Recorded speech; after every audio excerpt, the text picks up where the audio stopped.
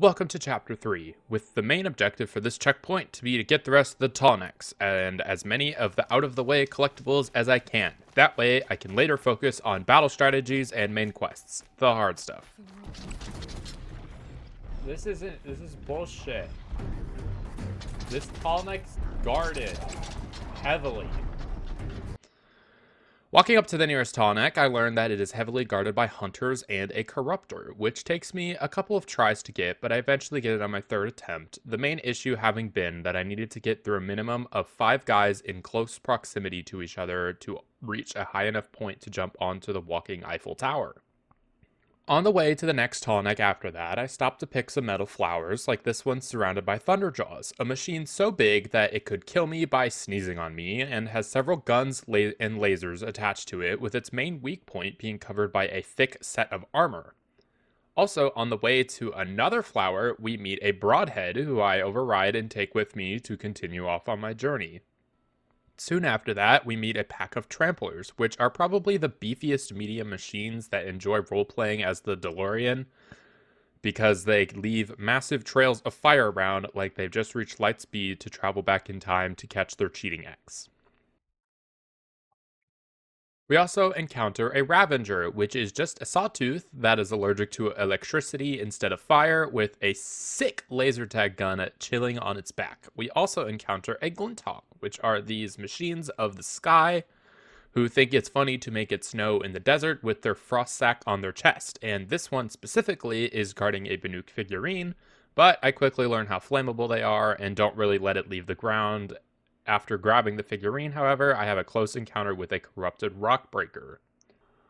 Rockbreakers are just the absolute most clingy natural disasters ever, with their massive digging claws and rock launchers attached to their back, and this one specifically chases me towards some Shellwalkers, which ends up chasing me towards another Ravager, which chases me towards a Watcher, which makes me run towards another hunting grounds. From said hunting grounds, I run toward a very ominous ancient vessel in the middle of an abandoned crater village-like area, followed by a quick battle with some extremely angry Glinthawks on my way to another metal flower that apparently I can't even reach for now. Dodging a lot of machines, I come across this weird thing that gives me a crystal braiding that I've never seen before, despite having played this game 2 full other times.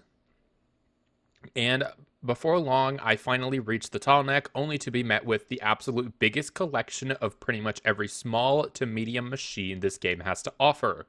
And I almost did it, except there were these stupid watchers with their stupid 4K resolution eyeballs, because one almost saw me and I jumped off a cliff to avoid it, which apparently hurts. On attempt 4, we go to check out what the third Tallneck's deal is, because apparently the other two have very costly deals, but this third one we find to be pretty chill. There's a ton of these chickens hanging around, but honestly it was just a long ride there, and then a quick dash up onto the Tallneck. After getting the hunter-surrounded Tallneck again, I searched for a ride to the third one, but in my attempt to find one, I run into another chicken. Turns out these chickens are called Longlegs, and their specialty is sound, meaning that they have these large sacs of air hanging from their necks so they can blast their heavy metal music on the beach to everybody's dismay, or in our case, hurt us and cause a reset from a distance. So I just pop out its sound sack, shoot off its antenna feather things from the top of its head, and when trying to override a Broadhead, however, I get kicked in the face, but we finally get the Tallneck surrounded by machines. All it took were some Watcher assassinations. On my way to the farthest and third Tallneck, I got spotted by Zapdos, which is very dangerous apparently, so I fast traveled away from it only to be met with something else dangerous that almost took off my head. Just fast traveled back to the bird and finally made it away, but barely. I then later make a rule that fast traveling like this is basically cheating, and I will only be fast traveling out of danger if I do not plan to return. Deciding to take a break from the Tallnecks, however, I went to gather some collectibles, and apparently this metal flower that should totally be on these islands is not. What the heck? After picking up 2 more flowers, I attempt the Bandit Camp Tallneck again and discover this stack of rocks that I'm able to jump up on instead of going all the way around and ziplining and doing all the complicated stuff. But now I only have to kill 3 bandits instead of the 5 plus the other annoying stuff. After scrounging around for some more flowers, vessels, and a vantage point, I find myself at the foothold of Meridian, that major trading city I had mentioned in the previous chapter, where I meet up with Erend, where we investigate Olin's apartment, realizing he only did such terrible things to save his family, and then Erend wants us to investigate a massacre site where his sister supposedly was murdered. Running around the city a tad more, we meet a merchant who wants metal vessels for loot boxes, as well as other merchants who want similar artifacts. Looks like all this wasn't for nothing, along with a upperclassman whose sword was stolen and wants me to get it back. We also meet a priest who wants my help, but I didn't pay attention for what exactly, so we just ignore it for now. We also find ourselves at the Hunter's Lodge, where apparently we need to be sponsored by a higher member known as a Hawk to be officially allowed in. And apparently we can trade sets of 15 suns, which we earn by hunting grounds, for special weapons that we can only get through here. But apparently the big Sun Hawk in charge, Assis, doesn't like us and directs us to a different Hawk who says she'll sponsor us if we kill some dangerous machines, with a Sawtooth being the only one of the three machines requested that we've killed already. Heading down into the lower parts of Meridian, we meet two men arguing about whether to try and get their hands on a long leg lens or a snap maul lens, and seeing as I'm trying to avoid danger and also finish things up, I just give them the long leg lens I had and move on. I also meet a fellow who says his parents' estate is in trouble, and I ignore it for now, running around and collecting more things, even getting the third tall neck, getting all three of them in one run, finally.